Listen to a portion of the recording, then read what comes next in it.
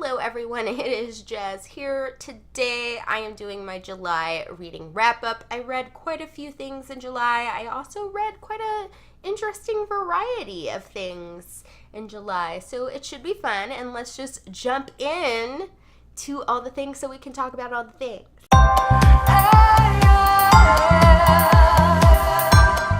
The first book that I completed in the month of July was Otherland, Sea of Silver Light by Tad Williams. This is the fourth and final book in the Otherland series, and I can't obviously say a ton about it because it is the final book in the series, and that would be like spoiler city, but the general idea of the series is that it's a sci-fi genre series that is very much centered around the idea of virtual reality and people going in there and trying to solve a really big issue. So yeah, I cannot believe it, guys. I finished all of these books in this series. They are super long books, but it was super worth it, especially in this book, because I was just really invested in all of the things because everything was starting to close up, and also there was just so much information that was given that finally answered like a lot of the questions that were still left over. A lot of them were answered in book 3,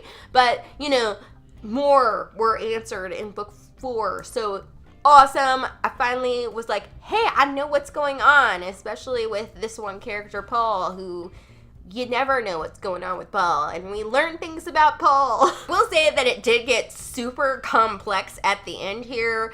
There was a lot of like more science-y tech talk than there probably has been in any of the other books. So sometimes I was like, whoosh, my head's exploding.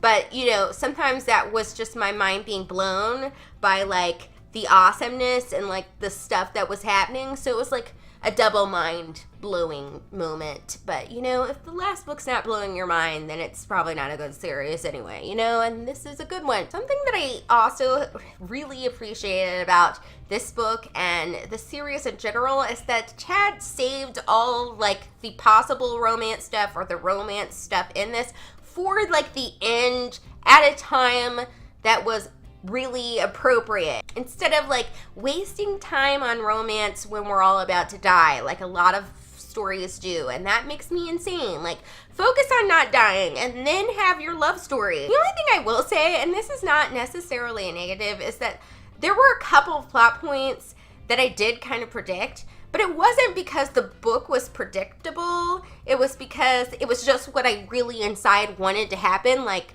the way it ended was exactly what I, as a reader, as a fan, wanted to happen, and so I predicted things, but it was just because I really wanted them to happen, if that makes sense, and I'm really glad that they happened. Of course, as with all the other books in the series, I switched between reading it in print and listening to it in audiobook.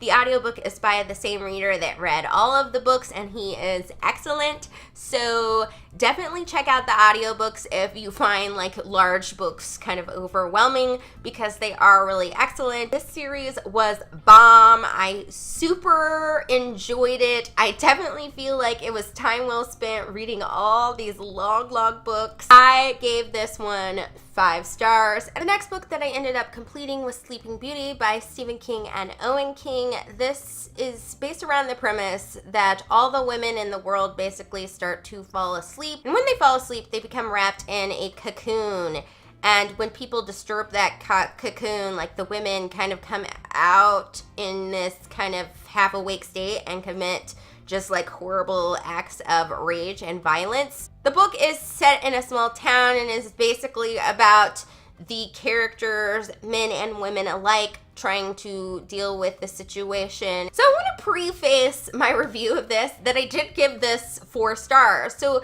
there were a lot of things that I liked about it, but I also had, conversely, like a couple little qualms with it as well. So when I complain about my qualms, it doesn't mean that this wasn't an enjoyable read. So the good things about this book is, first of all, I think the authors, Stephen King and his son Owen, do really good at making a cohesive style come through. I think they both write together really cohesively in this. I couldn't tell who wrote what, and it also kind of showed in the book I felt like in certain places that they were really having fun writing together. I'm sure they had fun. I don't know how I could get that vibe from just what they wrote, but I got that feeling, and that was kind of fun to read. I also really enjoyed reading the characters. They were, of course, really layered and interesting, and I wanted to know what was going to happen to them and how, you know, the drama was going to develop with the characters. And there was sort of an interesting supernatural element to it that I thought was pretty cool for the most part. And so it did really build and make me entertained and make me wonder what was going to happen next and all those good things. I would say that this is very much a discussion topic book, and that's where it becomes sort of a double-edged sword for me. First of all, I think it's great that you can write a discussion topic book, and I like that it opens a discussion, and that is really cool. But on the other hand, with this book, I felt like it was a little too in your face with what it was trying to talk about. It's obvious when you read the summary, I feel like, that this is going to be a book that very much is going to discuss social, just life in general, and gender politics, and kind of, when I got into it, it discusses even politics and just like the world in general, you know, and all those things. And I'm not saying those aren't great things to talk about and open discussions about, because they are, and it's really interesting. But I feel like when the symbolism of a book is so in your face, and also the topics are so in your face when you're talking about it, that it becomes a little bit try-hard. And I feel like that happened a little bit with this book. I just kind of felt it trying so hard to make a social commentary. I do think they definitely could have been a little more subtle with their symbolism and with the, you know, general theme that it was trying to put across, and still, you know, open the discussions that they talk about in this book really well. So I just felt like it was a little try-hard at points. But it wasn't so much that it made me not want to know what happens in the book. It didn't take that much away, even though I'm talking a lot about it. I didn't drop much star points for that. It probably is a little bit longer than it needs to be. It's a 700-page book or so, and it probably could have been 500 pages and would have been just as good. It's just that there's like some points in here that don't necessarily need to be there. I will say though that I didn't dock many stars for that either, because none of those unneeded bits were boring. They were still interesting and really good, and they still were like things about the characters that I was interested in, but you just didn't necessarily need them. Like, it didn't propel the story all the time. My third tiny little qualm, I guess I would say, is that this book does kind of recycle ideas that have been explored in other Stephen King books. And I guess it's okay. Certain themes with certain authors are always going to, I guess, reoccur, but they were kind of like really obvious. So there's that. But other than these three tiny qualms, I know they sound big, but they weren't really detrimental to me in the book of me overall enjoying it. Like I said, I gave it 4 stars.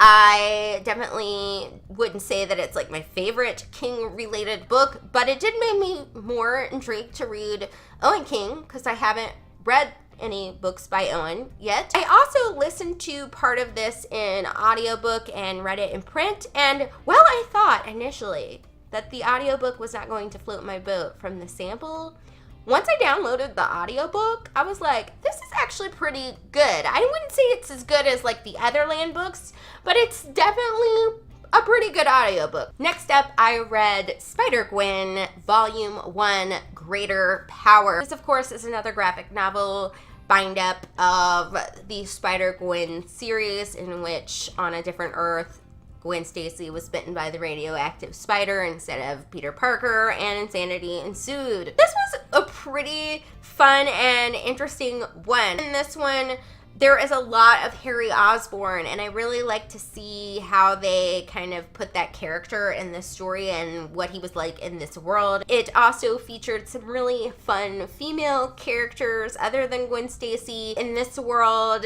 Captain America is not only a woman, but a person of color, which I thought was super cool. And also, I really liked her attitude, and I really liked, you know, her interaction with Spider-Gwen. And also in this book, there is a little bit of Spider-Woman. In this, I need to read me some Spider-Woman, people, because I feel like I'm so out of the loop because I have only seen Spider-Woman in, like, the Spider-Verse comics, so I need to, like, get on that at some point.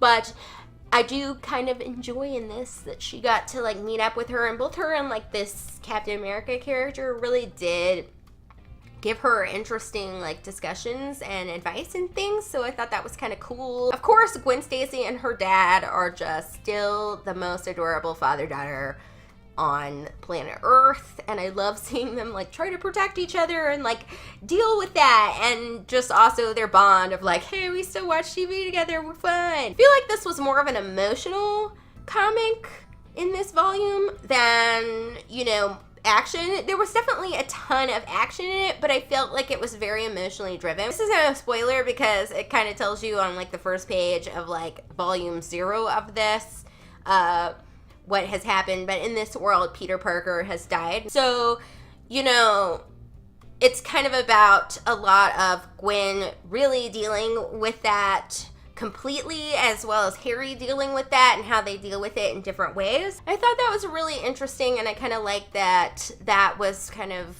more dealt with. So in this one, Spider-Gwen is still pretty awesome, so I gave this one 5 stars. Because I really enjoyed it. Then I completed a reread of The Secret Garden, but this time it was in the Annotated edition. If you don't know what this fabulous children's book is about, it is about a little girl named Mary, and she grows up initially in India because her father is a British officer there, and she's a very closed off, emotionally kind of child because her parents basically let the servants raise her. They don't really want anything to do with her.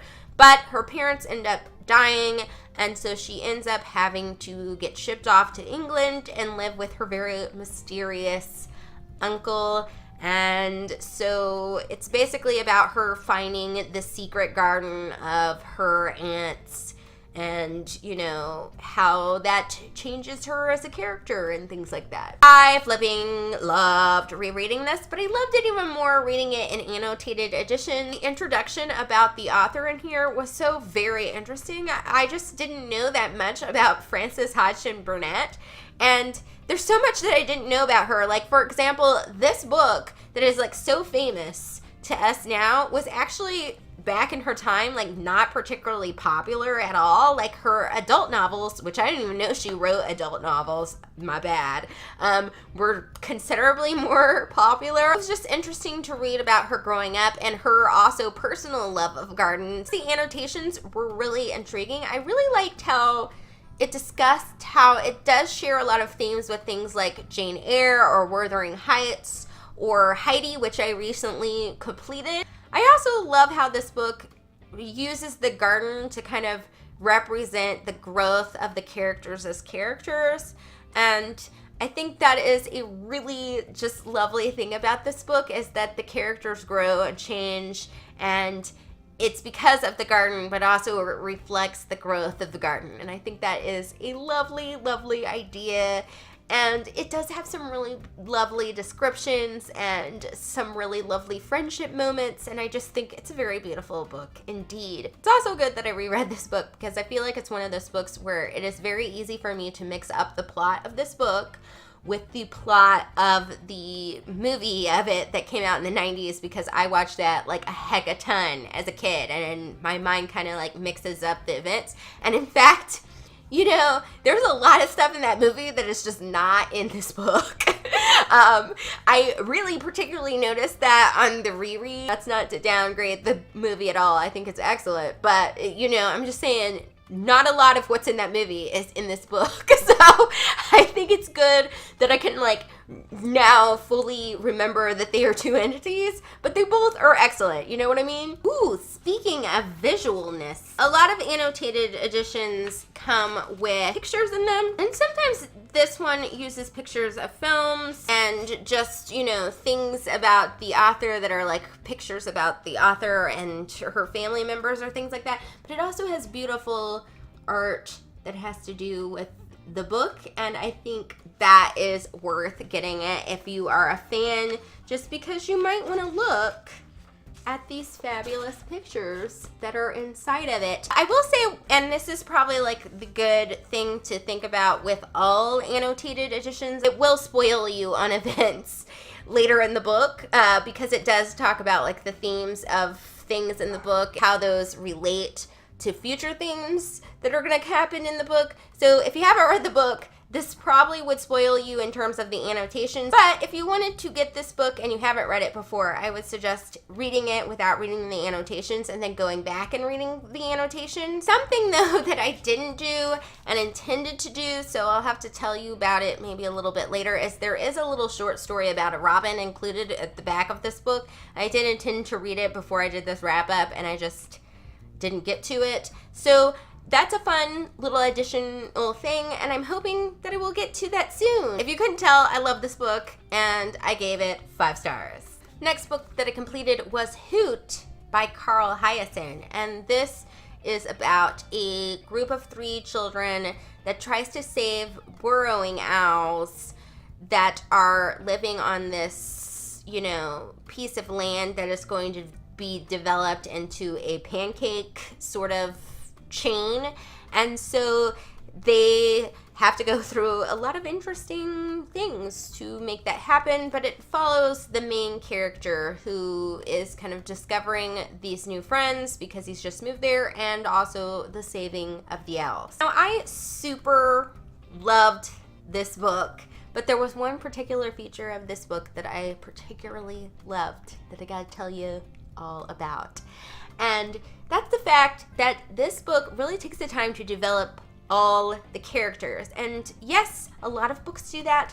That is fabulous and great, but this is one of the few middle grade books that I've read that not only develops the characters that are children in the book, but it really develops the characters that are adults in the book as well. And not a lot of children's and middle grade books do that, because they are, you know, centered around the characters that are that age. But this book does that, and I think that makes this a really universal book, because not only can the children of the age group this is geared towards enjoy this book, but also adults can enjoy this book. I'm personally an adult that loves reading anything in any age group, but if maybe you're not that kind of adult, you could still probably enjoy this, because everybody is equally developed, and it still does it in this way where it wouldn't confuse or lose anybody that was of a younger age, but it also gives, you know, the adult reader enough to hang on to and really enjoy. I also found it interesting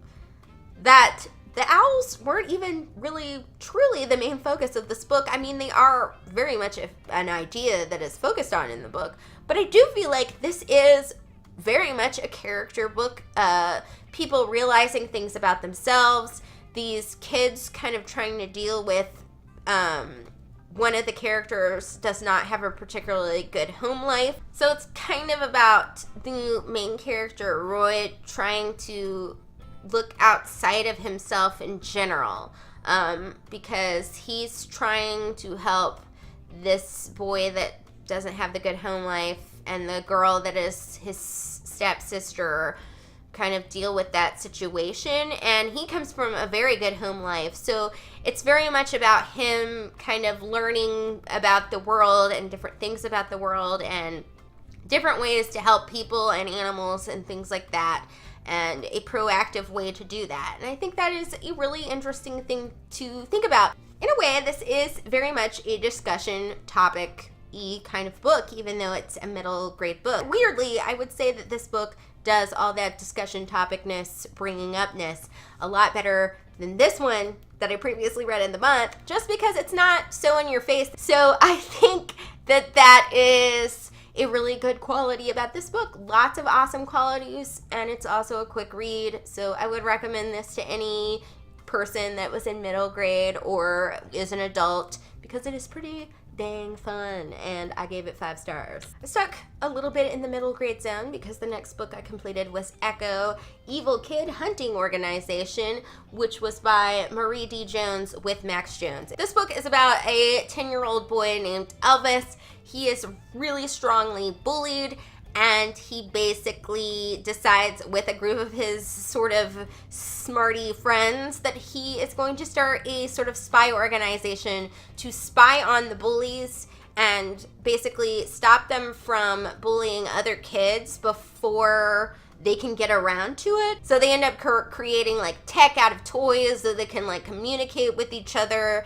and you kind of enlisting other kids in the organization and things like that to try to, you know, see if they can peacefully or some semi-peacefully solve the problem of what is going on at school, because it doesn't seem like the teachers are doing a lot to help. Yet again, this was a pretty fun read that I had a couple of qualms with. I really particularly like the concept of this. I do think that it could have done more with it, because I think there were a couple points in this book that kind of distracted from the main idea, and that was like one of my little tiny qualms with it. But the idea itself is really good. I really enjoyed the characters. I think they were fairly well developed, and I also really liked their little quirks that they had. And while I enjoyed this, a lot of my thoughts kind of ride on the idea that I'm not sure if this was intended to be a series or not,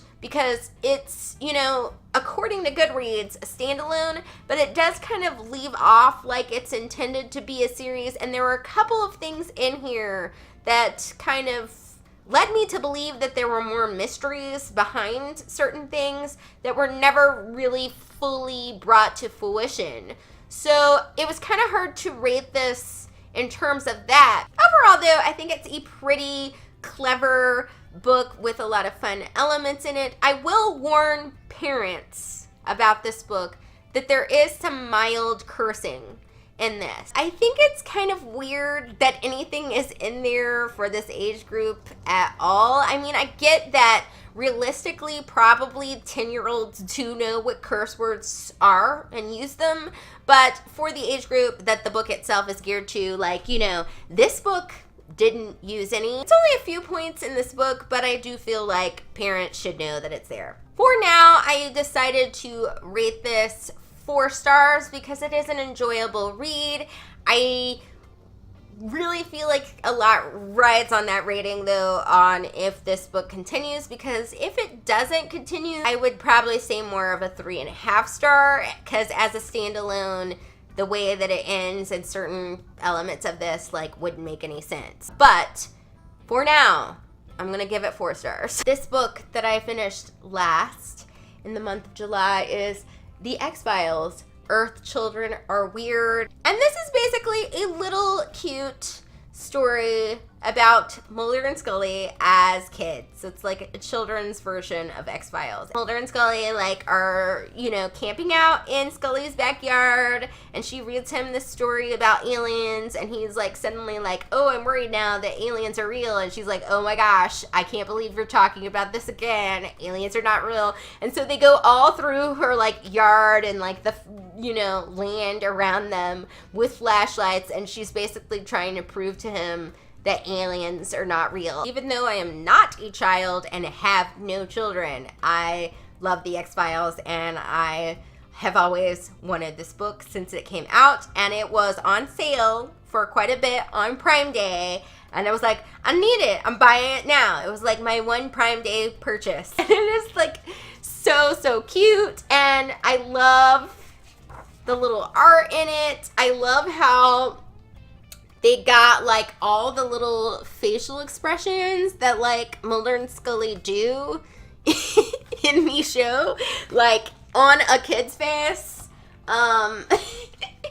In the art, I had like the best time flipping through this and reading it. I don't care if I'm a grown-up. I just flipping loved it. And maybe it's just because I love the X-Files. But if you are a fan of X-Files and just want something fun and cute to read, and you also have kids that you want to read it to, I would highly recommend it. It's super, super fun. And I gave this 5 stars. I mean, look at this little dog here. Look at him. Oh, yes. I love that the whole book is a flashlight scene. Those were all my thoughts on the books that I read in July. Technically, on the last day of July, I completed Heidi, but I think it was so close to the end of the month, I'm just going to shuffle that over to the August, you know, wrap up, or maybe do a wrap up of all of Booktubeathon since I read it for Booktubeathon, something like that. But anyway, these are like the main chunk of books that I read in July, and I also plan on doing a to be read for the rest of August, so I will have that up soon, so check that out. And I hope you guys enjoyed this video. Thank you for watching, my fabulous peeps, and I will see you all soon. Bye!